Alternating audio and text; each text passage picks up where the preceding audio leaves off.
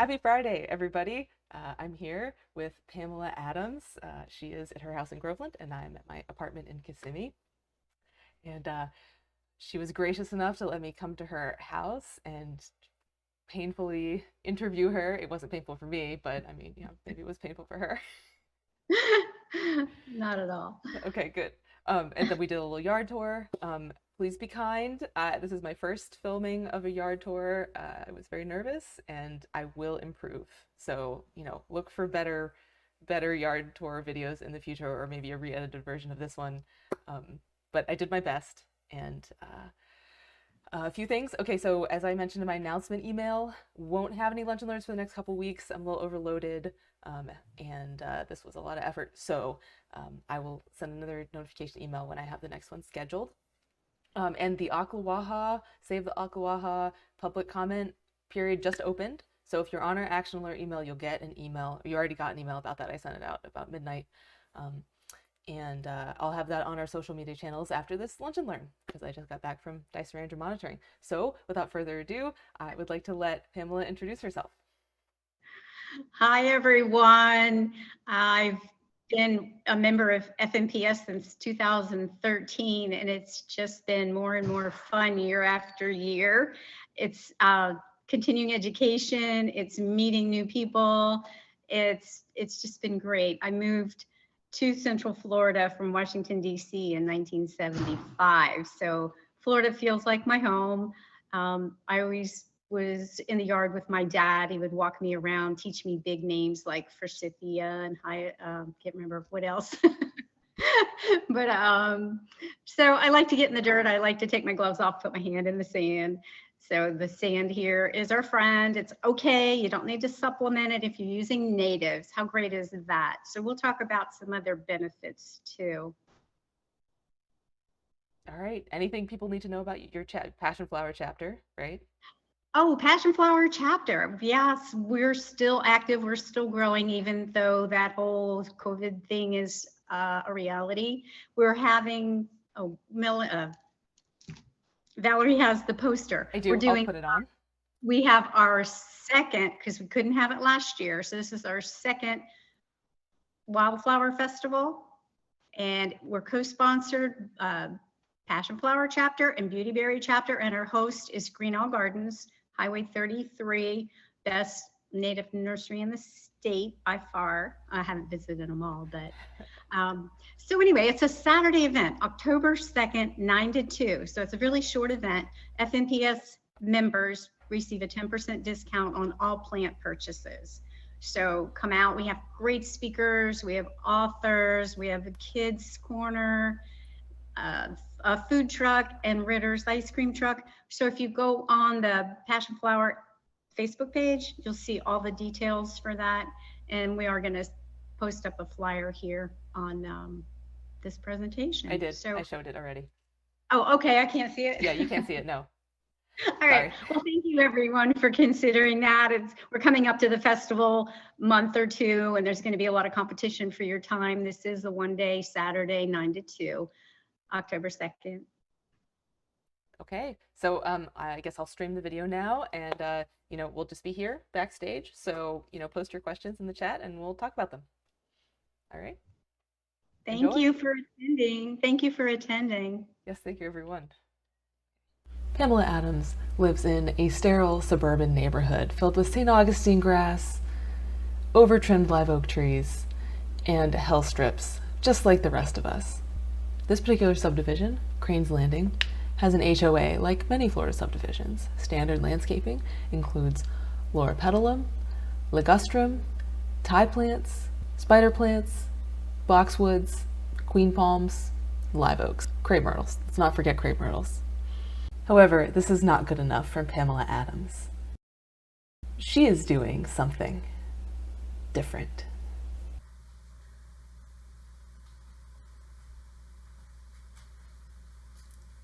Wow, that was quite the project. I was up all night long trying to take these templates and create a key for all my plants. And then I keep looking over here at my to-do list. It's March 5th, Do not wait till the last minute. Oh my gosh, I only have a few more days and I'm working my way through here.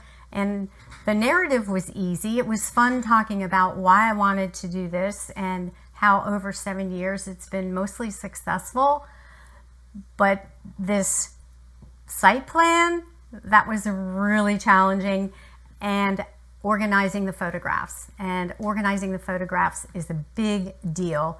So there's awesome resources when you need information on anything. If you go to the Florida Native Plant Society website, go to native plants in your area.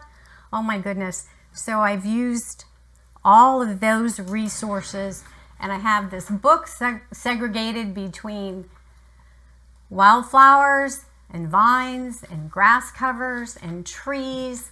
And actually, here's the entire list of what lives in my yard, total alphabetical. So if you have any questions or you want to know how to organize, call me. If you need somebody to do your site plan, get a kindergarten kid.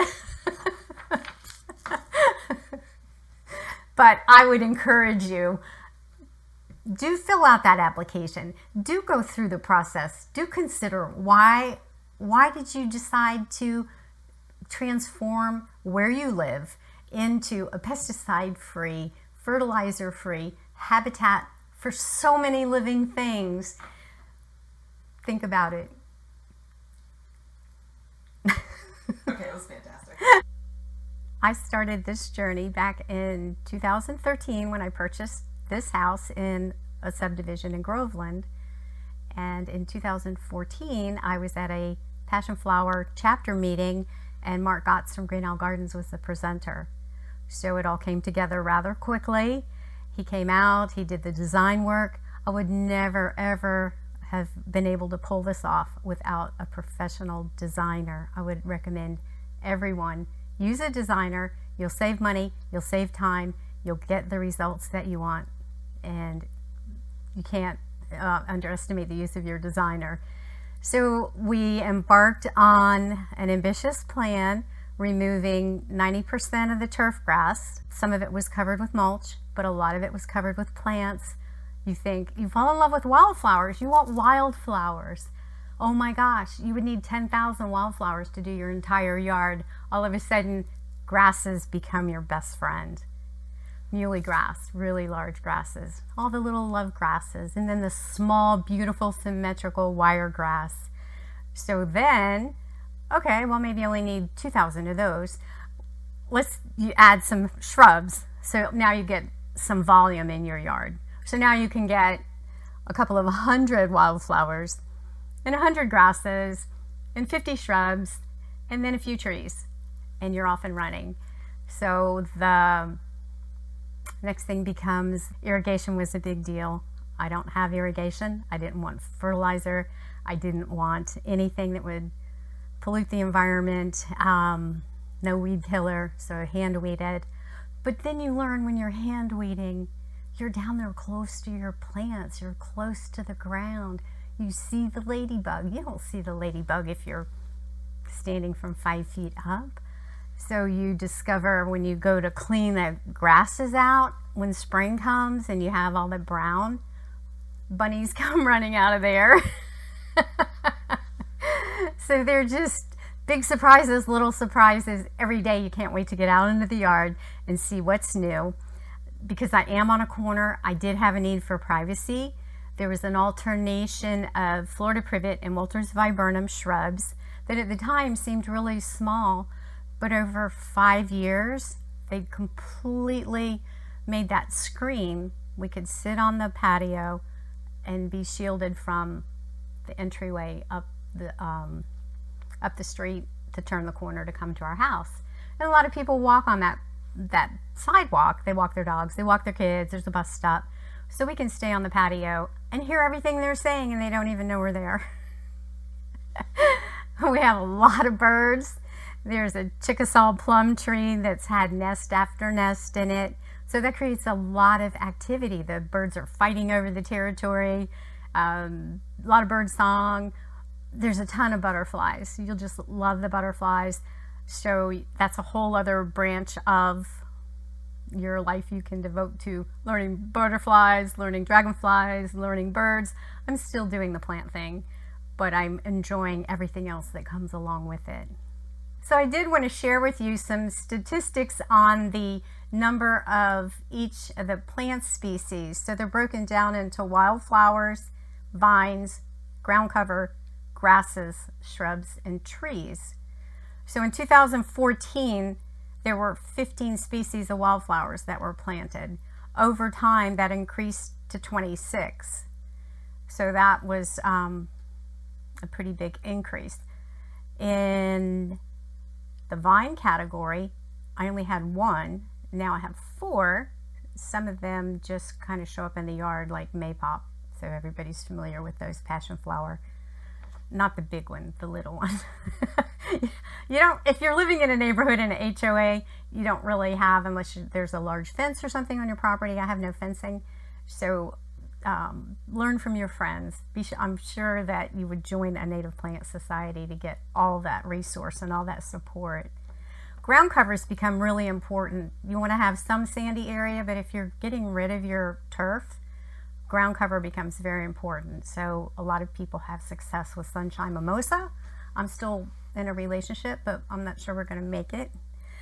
Frog fruit is great, but in the winter it turns brown, but it does come back. So there's some maintenance with that. It's an easily shareable plant, so it's really fun to be able to share plants with your friends.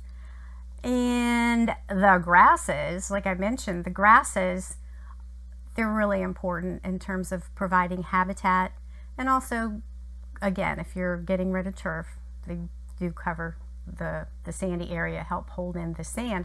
Interestingly enough, I started out with 7 different types of grasses, and now I'm down to 5. So the wiregrass is compact and it's symmetrical and it's beautiful, but then it doesn't reseed. It just kind of disappears and then it shows up somewhere else. I don't know how it gets there. The other grasses, you can obviously see them. The inflorescence is blowing around the yard. In fact, you start picking them up after a while because you don't want it everywhere. So let's back up to the vines. I only had the 1 vine. Now I have 4. They're not the easiest things to maintain. I do have a trellis with the blue sky vine, and so that blooms in the morning. So when I go out to get the newspaper, I get to enjoy those flowers. The grasses, I had 7. I had Indian grass, lopsided Indian grass. If you can get that to grow in your yard, you will be so happy. It's just gorgeous. It's tall. In the fall, when it's breezy, you just want to stand up and salute, and it's like amber waves of grain or something. It's just so charming. But it wasn't happy where I had it. So I'll have to enjoy it in somebody else's yard. So I think I mentioned 7 grasses that I was talking about the grasses. 7 grasses in the beginning, and now I'm down to 5. So I have a couple of love grasses. The muley grass, it looks so beautiful in the winter and the fall, the cooler climate, cooler time of the year. Shrubs. So I've fallen in love with shrubs. So I started out with 9, have 18.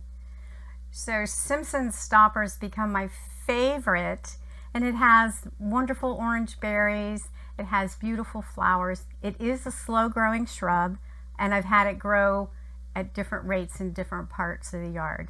So it's like your children, they're all different, and they all have something that makes them special. The birds just love the Simpson stopper. And my other shrub, Kirsten, who did the container garden presentation, turned me on to button sage. So it's like a little bouquet, a little flower bouquet. It blooms all year long. I've been using that where I had plumbago, because it was hard to pull out the plumbago because it had color. You couldn't go there and there wasn't some color, so I just kept it. So little by little, I'm replacing the plumbago with the natives. And you say, well, it looks nice. What's wrong with it if it's not a native? Well, it doesn't really fit the ecology and support the wildflower, the butterflies, the birds. It's just not the best option for the wildlife here. So understanding that makes me more motivated to find the optimal choices. And then there are trees. I have a small corner lot, so having a big overstory just wasn't appropriate. I knew I was going to be the only yard for some time. 7 years later, I'm still the only yard, but I'm hopeful. But we went with Chickasaw plums, Yopon holly, which is really interesting. The red cedars anchor the corners in the back, and they have gotten really, really, really full. So every year I have to buy more Christmas lights because last year's lights don't go around them year to year. So that's fun too. I did want to share, and this again is available to you. There are some favorites. So in the wildflower category, Coreopsis, one of the reasons is because it self-seeds, because it blooms all year, because you can share it with your friends. So the interesting thing that Coreopsis did was the seeds must blow around the edge of the sidewalk. So you have the sidewalk coming up to the front door. Well, in this bed that's part of the house creates a border. The sidewalk creates a border. Totally closed in. I made it a cactus garden. Those seeds caught along the edge of the sidewalk, and now it looks like somebody painstakingly planted Coreopsis, Coreopsis, Coreopsis, Coreopsis around the whole edge of the sidewalk. So how can you not love that? And then it kind of offsets the fact that the cactus bed's probably not native. but that's what I have. So the Dune sunflower is awesome. You only need to replace those about every 4 years. They start out soft stems, and over time it becomes very woody. Then they get leggy. So you just reach down, grab a hold of that wood near the base and lift it right out. I've tried everything under the sun to propagate those. It just doesn't happen. And Mark Gotts told me that. I go, oh Mark, I'm going to do this, I'm going to do that. He goes, it won't work. I thought, well, that's very negative. No, that was experience talking. So yeah, share the Dune sunflower. When you see little ones, pull them out, put them in a pot, and then you have them ready to go when your neighbor walks around and admires your flowers. Elephant's foot's really fun. It's quite interesting. It grows really tall, so it's in your line of sight when you walk by it. It's blooming now. It's really pretty. So we're talking about favorite wildflowers. Another one is spiderwort. Spiderwort does reseed, but I think it also does something underground because not far away they pop up and they just keep going, and they go in the mulch. They don't care. A friend gave me spiderwort. I planted it on the west slope, which took on a life of its own, and I needed all kinds of volunteers to do that. I don't know how many feet the whole yard is, 400, whatever. All of a sudden, I have spiderwort in the east side. That was the west side. I have spiderwort on the north. So it's happy just about any place, and has those lovely purple flowers. And again, it's an easy to share plant. Of course, salvia reseeds, and salvia now is really pretty. It likes the cooler temps, and mine has gotten so tall. So I'd be interested to hear what other people have experienced with their salvia. And there's red, and there's pink, and there's white, which is a nice change from all the yellows that we have. So I'm going to move on from wildflowers to vines. So I had coral honeysuckle, really needs some shade. It was burning up in the sun, so we're doing pretty good with that one. Railroad vine, that was new to me. Somebody gave me some of that, and it's over on the north side. That's pretty shady, and it's just wandering everywhere. It's wandering into the driveway, so I don't know how that's going to work out. So that's really shareable, makes it a favorite. Ground cover. Can never have too much ground cover. Well, I only have 4 ground cover. One is a fern that's really grown quite large, and then the frog fruit. Gopher apple. Mixed results with gopher apple. Struggled, disappeared. 3 years later, came back, disappeared. It's kind of back again. So jury's out on, and I've never seen an apple on it, so I don't know what that's all about. So with the grasses, I'd love to meet up with somebody who's an expert on grasses, because with the Elliots and the purple love grass, sometimes I'm uncertain if I'm identifying them properly. So I know there's probably techniques to build confidence and know that you know what you're talking about. So it's easy with the muley, it's easy with the wire, and Fakahatchee grass is pretty identifiable. It's got those sharp blades. So with the shrubs, you know, early on I said I had 9, now I'm up to 18. And my favorite, button sage, we already talked about that. Coontie, oh my gosh, I love the coontie. And they do start out slow growing, but then all of a sudden it's like I don't remember planting one over there. So I don't know how they do that. It's magic. It is fine with me. Coral bean. Does everybody has a story about how to get through that seed and grow new plants from coral bean.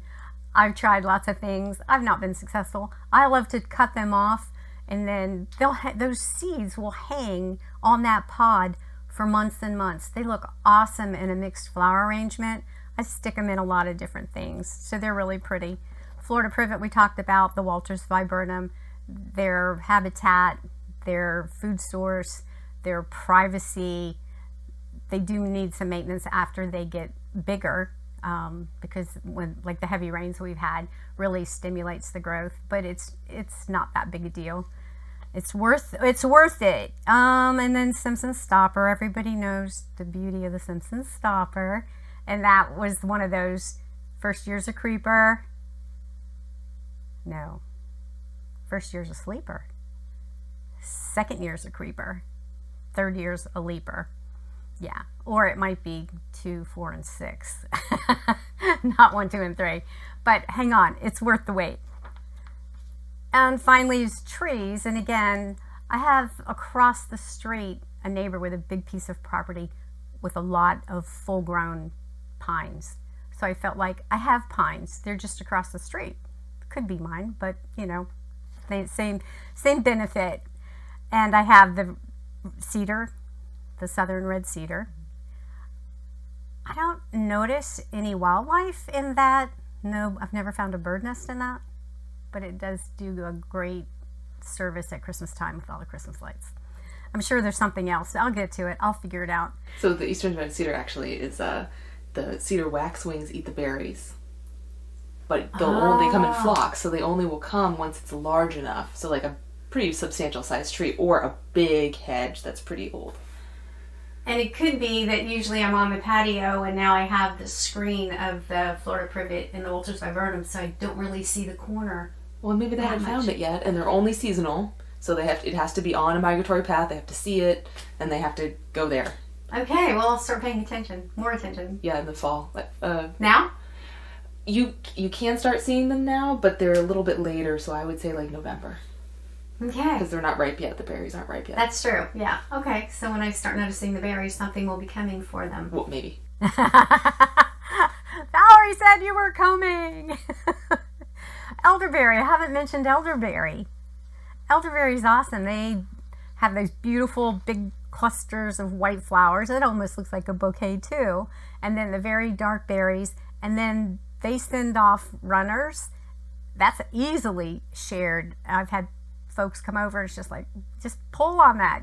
We'll cut that off. You can take it with you. The city of Groveland sent the county guys over to change out our street signs. I gave him 5. He gave me the old sign. So I have a sign on my shed that says Sandhill. So barter your plants. Don't miss that opportunity. Yopon holly's interesting. I love them. I finally got enough that I have male and female. And then wild lime is so pretty. And you see a lot of wildlife in the wild lime and little teeny berries. And it does do some flowering, and it has a thorn on it that's like a cat's claw. So if you ever get hooked, you have to just like go into it and come back around. You can't pull on it. It's like a fish hook. But it's beautiful. It's a lighter color than a lot of the other green shrubs and trees and things, so it stands out. And it has this delicate texture to the leaves. So it's really, really quite delightful. So that was the bright side. Then there's the flip side. There are things that I've tried once or twice, and then I taken the hint and haven't gone there again. Ironweed, skullcap, St. John's wort.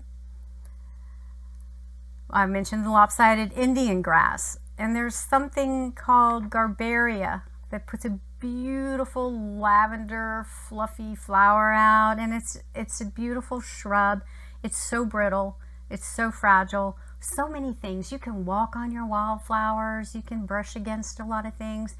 If you even look like you're going to touch a garbaria, it just goes snap. And once that happens, there's no recovery. So I started out with 12 garbaria. I have one. I have a tomato cage around it. I'm trying everything to preserve our relationship. I had rusty lyonia, which I thought was really interesting, but it wasn't happy where I put it, and it was actually near the lopsided Indian grass. So I don't know if it's too shady there, or if there's buried treasure underneath. I need to dig deeper and find out what's going on. Chickasaw plums, mixed reviews. They're very susceptible to being blown over by the wind. We had that happen with a very mature one. We brought a truck in, we put it back up, we did the straps and the big eye stake things in the ground, but I think it had already been damaged, so it was just kind of a slow death for the following year, and then we had to take it out. So I do have two, both are staked, strapped up, but birds love them. We've got a lot of bird activity, we've got bird nests, we have a lot of reasons to keep it, and it does put out the little plums, and it does do a lot of suckering. So actually we'll see a place in the front on the east side when we go out to do the tour where we lost that big one and took it out. There were so many suckers that came up.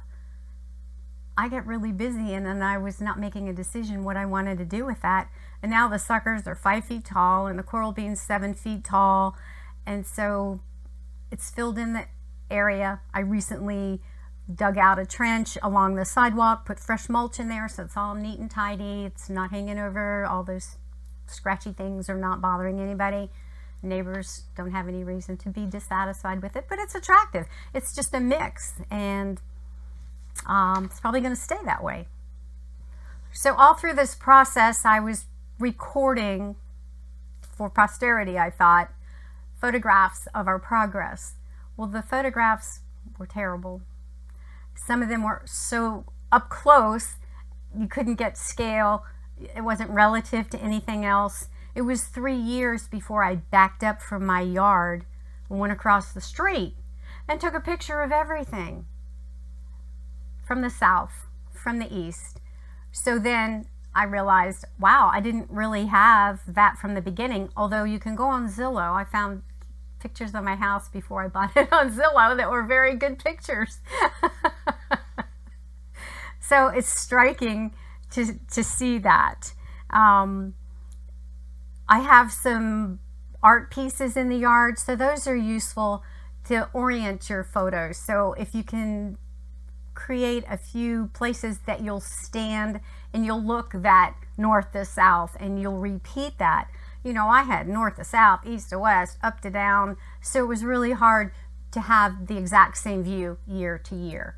So if you're just embarking on this, or you're thinking about doing a submission for your residential landscape, you'll want to come up with a way to label your photos so that you can easily sort them, and then you can compare them year to year to year.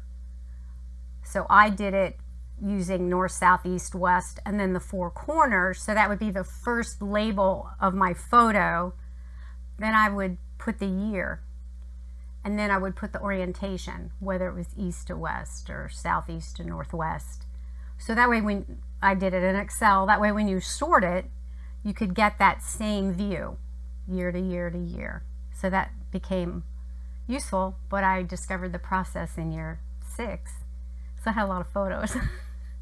So I spent many nights labeling and relabeling and sorting.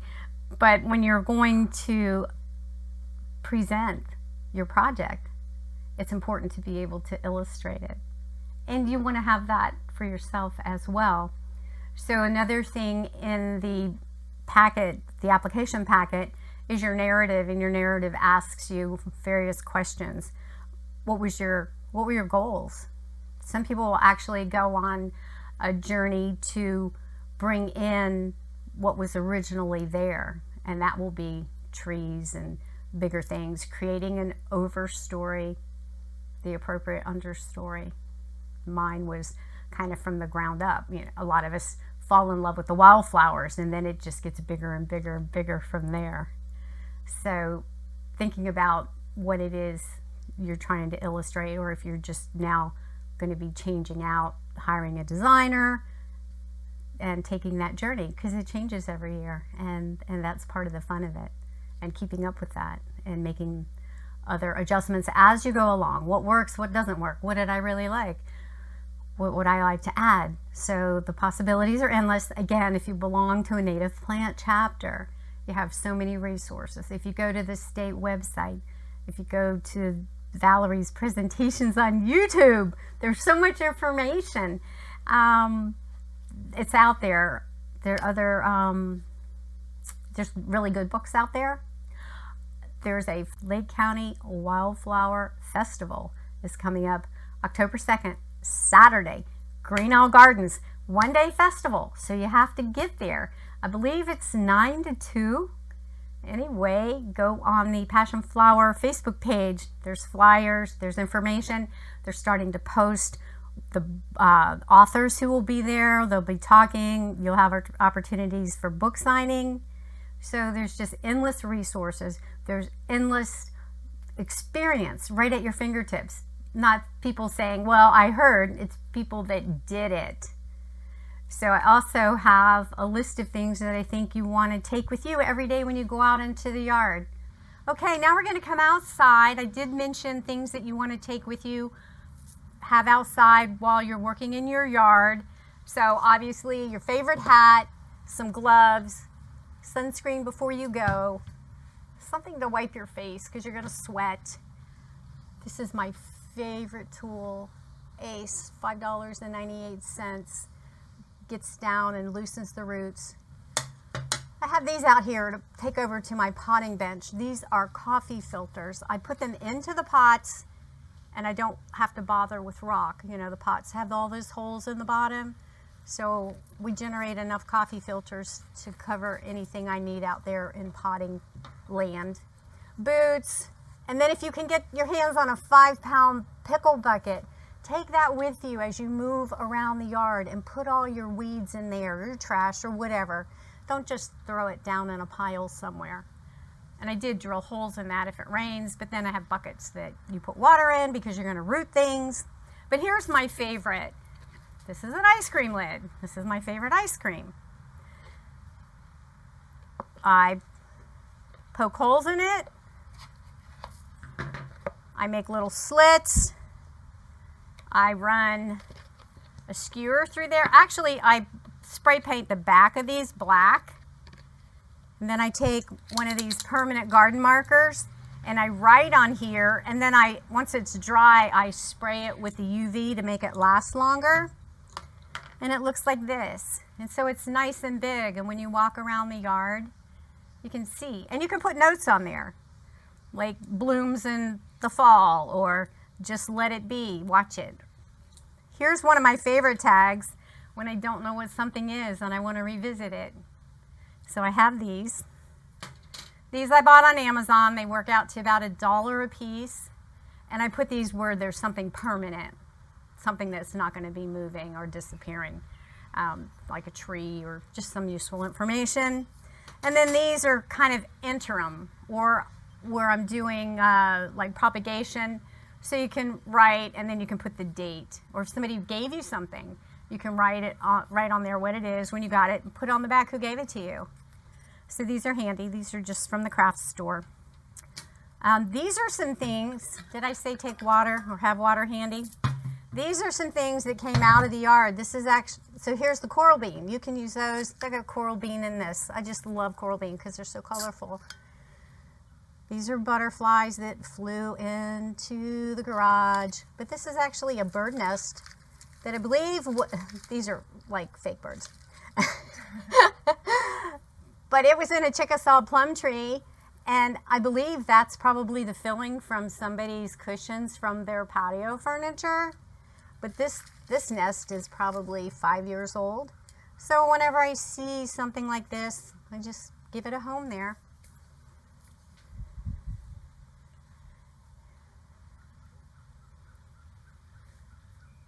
Didn't mention coming around the corner one morning, and there was all this light colored sand all in the dune sunflower. A gopher tortoise had moved in, and that was in 2020. And then in 2021, I have some fruit trees.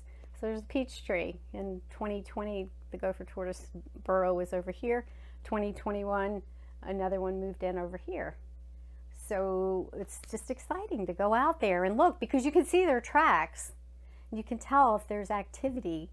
So that did create a lot of interest in the neighborhood when people would spot the gopher tortoise in the yard. So that created as much or more interest than the flowers in the yard when the gopher tortoise showed up. And so you can see the flowers. It's in the area where there are a lot of dune sunflower. So when they're walking, the dune sunflower's moving. But not too long ago, we did a tour here. One of my neighbors, this is a little funny story. One of my neighbors came down, and so we have people here, cars here, we have a canopy here, and we're doing tours of the yard. And he said, my wife sent me down because she said you're having a yard sale. And I said, well, give me your $50. We'll set you up with some plants. But a couple of days later, Sunday morning, the doorbell rings. I open the door, and there he's standing there with the tortoise. He said, I do believe this is yours. It was in the road. So we took it back over near the burrow and put it down, because he's going to go wherever he's going to go. But he's getting kind of famous in the neighborhood, and that just brings more attention to, do you want a wildlife corridor? What's a wildlife corridor? How awesome would it be if that yard and that yard and that yard suddenly became habitat and a place to get a snack and all of that? And that's our dream, and that's why we do this.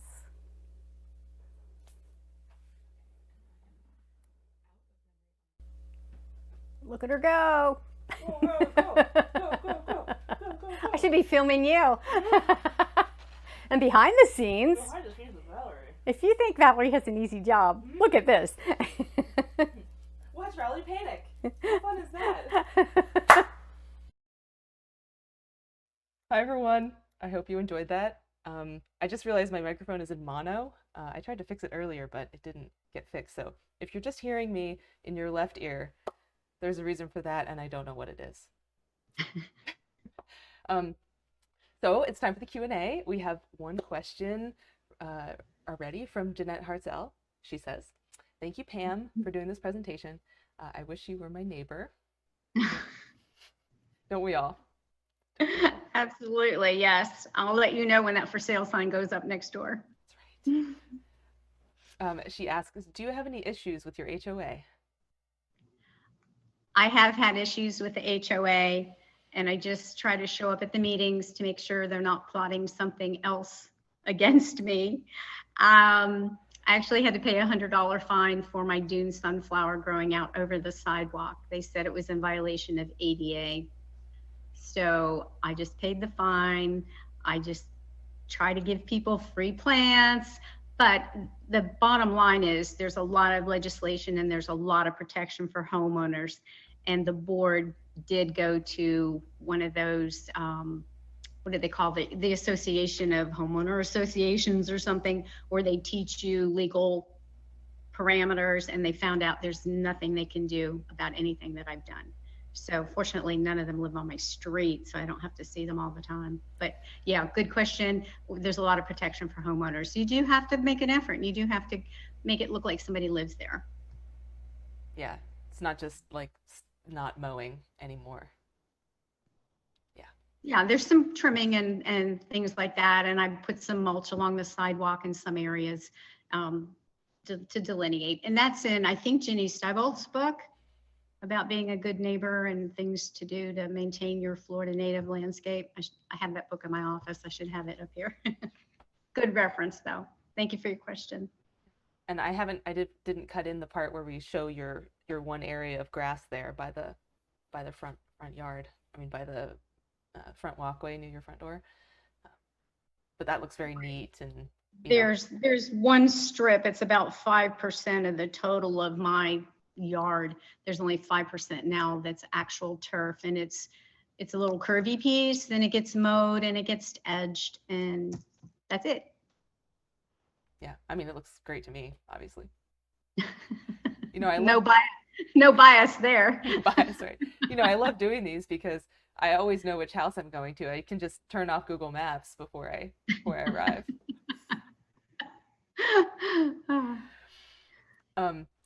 Barbara Lockhart asks, have any of your neighbors followed your lead? Sadly, no. My best audience are children. So when I'm out there, and I'm out there a lot, I hear the kids and they stop and they observe and they see different things. We have Gopher tortoise. They get excited about that. Sometimes they do see him or her. And I'll run out with posters or little pamphlets, invite their parents to the meetings. Then I'm bordering on stalkerish, so I'll have to back off a little bit. I keep trying, but the kids are interested. Yeah, sorry. I know I certainly had high hopes when I had a house about, more neighbors.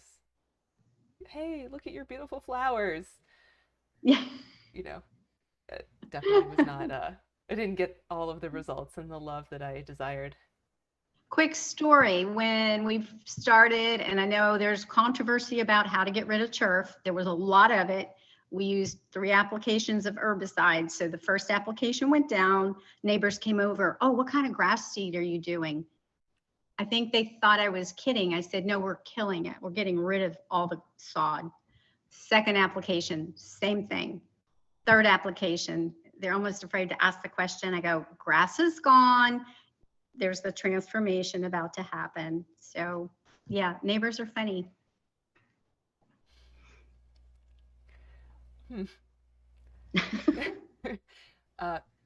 Music Sports Fan 23 asks, did you install irrigation? I clipped that part out from your interview, I think. Nope. I did not want irrigation. I didn't want the maintenance of all that. And in retrospect, it was the best thing you can do is to hand water, because you're out there, you're seeing. Now, I was in the process of not actually retired in the beginning, but my social life became my yard. So 2 hours in the morning, 2 hours in the afternoon. It was a lot of responsibility to continue to water, to build moats and fill the moats and that type of thing. But you're up close. You see all the goodness that's happening right before your eyes. So you have new neighbors now.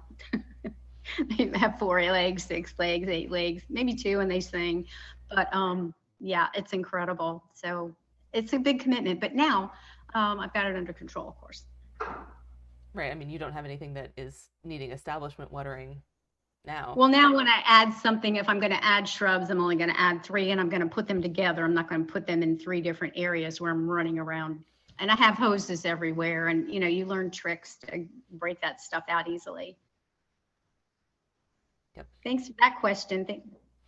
Yeah, it was a great question. Jay Gould says that I find that my permanent markers aren't permanent. Where do you get your markers? Okay, I have ice cream lids. They're about this big. So I spray the back black. Then you can turn it either vertical or horizontal. I thread a skewer through there. I write on it with a permanent, but there's like a garden type marker that's bigger, better than just like a permanent Sharpie. And then I spray it with the clear UV. And so it's nice and big. You can see it from standing. You can put extra comments on there. You can put dates on there. If somebody gave it to you, you can put their initials on there to remind you. So those are my favorite. They last about 6 months, longer if it's not in a super sunny area or it's underneath your shrub or whatever. I did get some metal stakes from Amazon. They work really well. They're 12 inches tall. It's a smaller surface for you to write on, but for permanent things, rose bushes that are not native, but a testament to like family members, trees, shrubs, things that aren't going to move. I use those. They're about $1, $1.25 a piece. I use those. I get them on Amazon.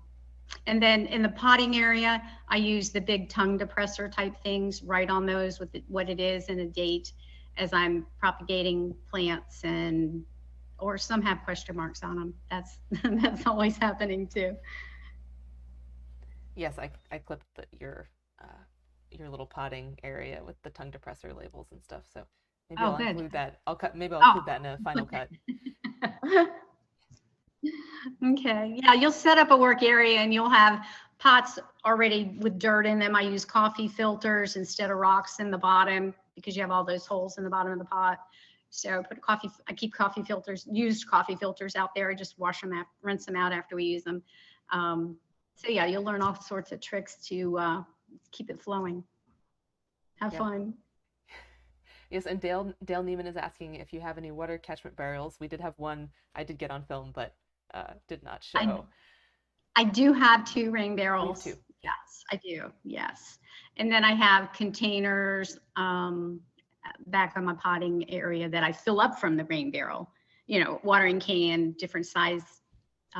If I have little 4-inch pots, I have a smaller container that I use to put water in those every other day. I usually go out in the morning and see who's doing what out there.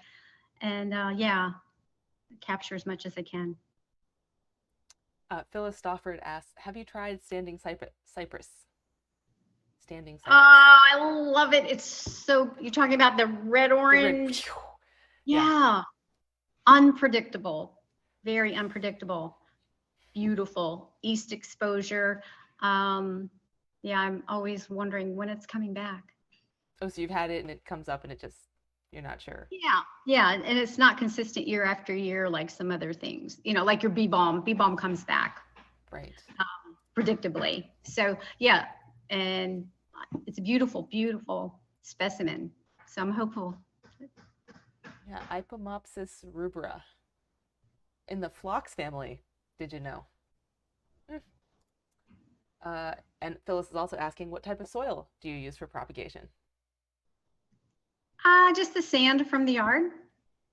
You just grab your sand and put it in pots, and I'm always, if I'm getting something potted, we're digging holes. So I have the sand from that. I have big litter boxes that I keep underneath the bench that have sand, and another one has rocks. So I always have to keep that handy. I have some raised beds, and they're not like raised high. They're enclosed beds, and we keep extra sand back there.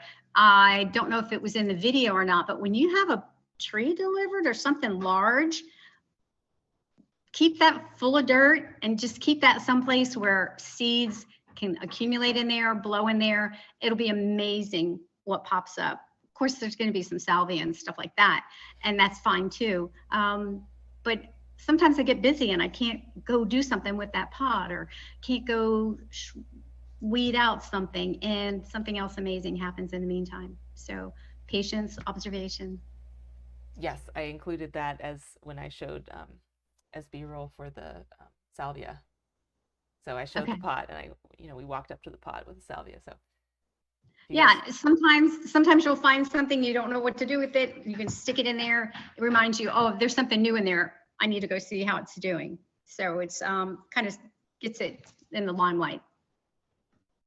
Yeah, and right as you drive in, it's like right by your garage. So it's pretty cool. Professor Anthrax asks, have you used mycorrhizal, I guess, inoculation before you plant? Like mycorrhizae from mushrooms. Some people, you can buy this and then you can inoculate the soil. Supposedly it's supposed to help your plants take up nutrients better.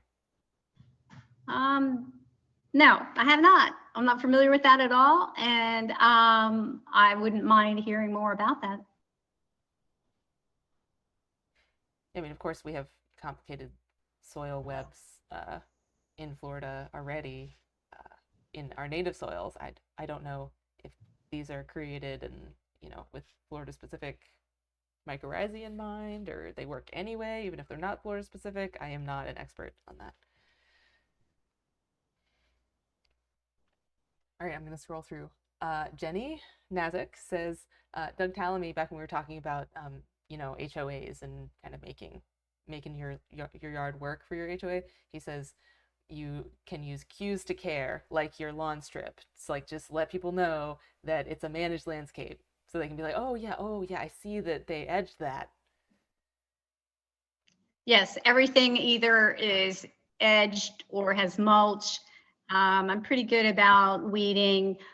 The longer I've been doing this, the fewer weeds there are. So in the beginning, it's pretty overwhelming. It's like, oh my goodness. And so I don't know. I don't think it's my imagination. I think there's just less weeds. And maybe that's as you add plants and what happens underneath the soil. Who knows what's going on down in there? Healthy things, I hope. Well, and I mean, your weed seed bank is gonna deplete, as you just keep weeding. So that too. Okay. Yeah, that was my experience as well. Is like, I would expand a bed a little bit, and then that edge of the bed would just be a nightmare for a year. And the next year, not so much of a nightmare. Third year, not really a problem. Like, just go in there and pluck some weeds and leave it for a couple months, no big deal. But those fresh beds, man, they're terrible to maintain. Yeah, and I've read over and over, don't over-till something. I want to sift it all through my fingers and let it know I'm there. I guess I'm imprinting or something. But less is more when it comes to that. Yeah. Every time I go in and disturb the soil, it's always, weed city. Music Sports Fan 23, again, asks, did you share your award with your HOA to help with awareness? That is a good suggestion. I will do that. In fact, I meant to have it here handy, or I should have hung it on the wall back there. Are you not proud of us? I carry it around all the time. We should make a little card, you can carry in your wallet, like your kid's photo in the back. There you go. This is my 15 minutes of fame, and I'm going to stretch it out. So they did ask me to bring it to the Wildflower Festival, October 2nd, if I haven't mentioned that. It'll be on display. Yes. So Robert Christensen has a sort of a question that is going to be, we have to go back to basics here. He asks, are there any annuals, such as impatiens and begonias, that might be classified as natives? Okay, impatiens and begonias are not native, period. Which is none. No. Okay. But we have lots of natives that are annuals. Annuals are a life cycle. They're a life cycle of plants. And it's a common life cycle of plants, especially ones that, really propagate really well from seed, such as the endangered clasping waria, and, lots of other very floriferous natives. But if you're going to go to Home Depot and something's going to have a label that says annual on it, there's like 100% chance that it's not native. 100%. So that's a safe bet. But if you're looking for things that produce flowers and that bloom, there are plenty that are native that do bloom. FNPS website is a great source for that. There's also the Florida Wildflower Foundation that has a very informative website, plant by plant by plant. And Bob, you can call me anytime or text me anytime. I will be happy to share more about my experience. Yes. And if you're considering like your landscape, what plant should you put in a certain place, the best thing would be to go look at someone else's landscape, like Pam's, or go to Green Isle and be like, this is what I have. Our plant finder is very good. It kind of spits out a longer list of plants, but it's pretty much only plants that are commercially natively available. You can select by county. You can select by whether your yard is wet or that spot in your yard is wet, whether it's sunny, whether you want something with thorns because, your neighbors like to walk around. I don't know. You can select by butterfly host plants and narrow it down so it's a shorter list. And it's much better to put the right plant. And Pam's gone. Bye, Pam. Bye. It's much better to put the plant that is right for the place than it is to say, oh, I want an annual. Oh, I want a perennial. Oh, I want something purple. I want 2 yellows and a blue. Right. Not helpful. All right. And we have, we slammed through all these questions. Thank you, everybody. I like the discussion. Yeah, lots of thanks. Some discussion about stoppers. Oh, Kay Oliver says, I really enjoyed hearing your story. Yeah. Well, thank you, Oliver. No And questions about the gopher tortoise. nobody. Come on. That I worked hard on that edit with that Gopher tortoise. No, nobody cares about the tortoise. So I walked around the corner of the yard from the west side to the south side, and it looked like somebody had delivered a load of sand right there in the yard. And it had happened overnight. The tortoise had dug out the burrow. It was a lot of sand he flipped out of there. So that happened in 2020. Then it happened about 8 feet away in 2021. And sometimes I see them in the yard. I had a neighbor bring one back the other day. He rang my doorbell on a Sunday and he's standing there. He said, I think this is yours. It was in the street, like your errant child had gone out in the street or something. So we just put him back in the yard. And so there's a lot of dune sunflower in that area.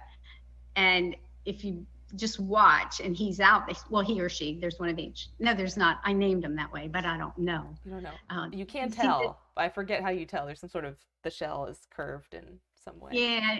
And then they have to reach a certain maturity, right. And then they have to cooperate. And so you can just watch the dune sunflower. They're like moving as the tortoise is making his journey along the, but we don't have any wildlife corridors. You know, there's a retention pond across the street. There's a bike trail on the side of that. Across 565A is a golf course. I have no idea where he came from. Of course, everybody knows how much construction is around Groveland and everywhere else. So, but they don't stay forever. They are pretty nomadic. And, you know, it's the whole Treaty of the Burrow. There's other things that live in there. So it's all good. We did get one last question. Okay. Which I don't think you have, but the question is, have you created a bog garden? A what garden? Bog. No. I'm on a sandhill ridge, so that would be an uphill battle. And I've had friends and a nursery owner try to entice me into submerging the kiddie pool. Yeah, I could do kiddie pool. And all that on. I really feel like I have my hands full. If you had 12 kids, would you want another one? Metaphorically speaking. Yeah, right. Yeah. I do have 5 grandchildren and 1 great. Maybe he'll turn out to be my gardener because the others aren't. Children. Yeah. They have to put their phones down or their device down. So it's like, nah, not today. I mean, I like my phone. I put it down to garden. Yes. It's nice to separate for a bit. Yeah, so if anybody is curious about bog gardens, Craig Hugel has done one. I did include it in, I think it was the pollinator garden video that I did for him that I filmed. It's pretty quick though. He did it at his downspout outside of his house. So if you're a member, you can go back to Craig's Lunch and Learn, and I don't think I chaptered it out, so you're gonna have to find it yourself, but you can see a video of that. And he did write about it on his Hawthorne Hill Wildflowers blog a couple weeks ago with photos. And that's a great solution. If you have a low-lying area and you have an accumulation of rainwater or whatever, that's an attractive solution. But for me to try to artificially create that up here, I don't think is like best use of my efforts. But I do appreciate those when I see them, and I do feel a little bit envious. Well, you know, some people just, they have a plant, then it's wet and they want to use it and they don't have a place and it's worth it to them, you know, that much effort. But I mean, you have so much space and so much beautiful sandhill that you can have so many cool plants already. That's why I went with the cactus garden. Yeah, we need to get you some native Opuntia. All righty. I'll even come and pick them up. Okay. I do have some prickly pear now. Okay. Yeah. That's it. It's the same thing. Opuntia, well, it just got reclassified. Opuntia austrina is, they say, that's the only native one to the peninsula of Florida. But its common name is prickly pear. Now, of course, there's the prickly pear that, you know, you can buy from Home Depot and it's got bigger pads. It's non-native. I don't know which one you have. I didn't look. It came from a rescue. Oh, then yeah, you do. Is that from Castle Hill? Castle Hill, yes. Yeah, okay, so yeah, then you have Apuntia ostrina. Ostrina? Yes. Ostrina? I don't know how you say it. And the gopher tortoise is supposed to prefer that, which Yes. I don't know what they do with it. Do they bite it? The fruits, you know, they come up and then they fall off if they're too tall. But if they're low enough, then they can eat them right off the plant. Okay. I don't know if they eat the pads. Yeah, that seems, I don't know, hard. Seems hard. Yeah. All right, so that was the last question. Lots of thanks from people talking about the good work that we've done. Well, I tell you, we're very lucky to have the FNPS and their very capable staff and Valerie's dedication and interest when she came to take this on. Thank you. Thank you for spending 7 years of your life making a native yard. It's amazing. It's fun, and I'm going to continue. And now I've met more people, and we're learning from each other. So I've made some really good friends. So have fun with your journey.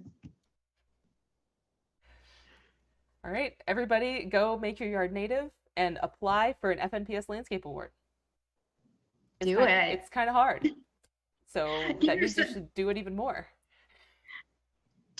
Start on it 2 months ahead of time, and then figure out what you need help with and go get that help right away, whether it's your site plan, some of your verbiage, of course, have people edit for you, but that can be, and that documents what you've done. So everybody doesn't have to do 7 years.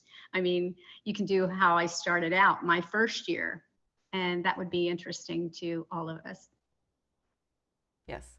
And then maybe I'll have, myself together enough to be filming all the rest of them in the future. Then we can have a good archive. So, because I think people go into this, they're like, who won the last time? What happened? What does this look like? Right? This is going to be so hard. Does my yard qualify? But I have non-native plants. I think there's so many questions. And if we had, more of this, then more people would apply. That would be fun. Yeah. Okay. Well, thank you again. Appreciate it. Thank you so much, Pam. You're awesome. And I hope everybody has a great weekend. A cooler weekend. Yes. Cooler weekend. Get outside.